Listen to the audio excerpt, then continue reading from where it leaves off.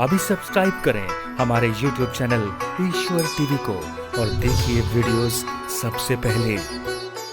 जब तक आसक्ति बंधी हुई है, कुछ भोगने की चाह, फल की चाह बंधी है, तो बार बार जन्म होगा।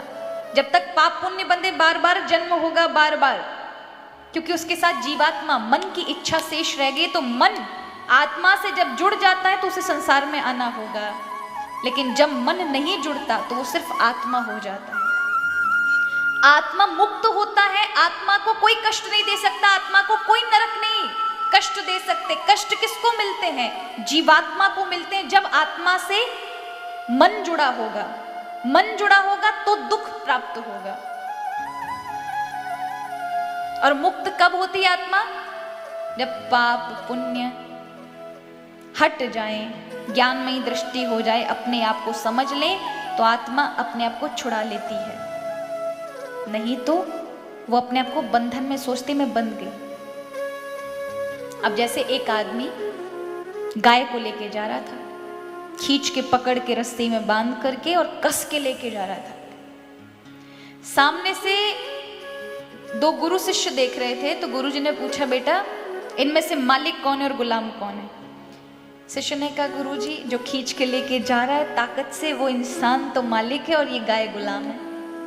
ने कहा नहीं, ध्यान से देखो। ने कहा हाँ यही है, किसी से पूछो, यही मालिक है। खींच के लेके जा रहा है उसको, ये मालिक है, और खींच के जा रही है वो गुलाम है। संत गए, अपने थैले में से एक छुरा निकाला और बीच में से काट दी रस्सी। तो गाय भागी, क्योंकि खींच के लेके जा रहा था जबरदस्ती, वो भागी। उसके पीछे गालियां देता हुआ उस महात्मा को वो धनी भी भागा। अब संत दौड़कर अपने शिष्य के पास है, अब बताओ कौन गुलाम और कौन मालिक? जब वो खींच के लेके जा रहा था तब तुम उसको गुलाम बता रहे थे और उसको मालिक बता रहे हो। लेकिन आज बिना रस्सी के इस धनी को खींच के लेके जा रही है, वो मालिक है और ये गुलाम है। बंध जाते हैं मोह के कारण।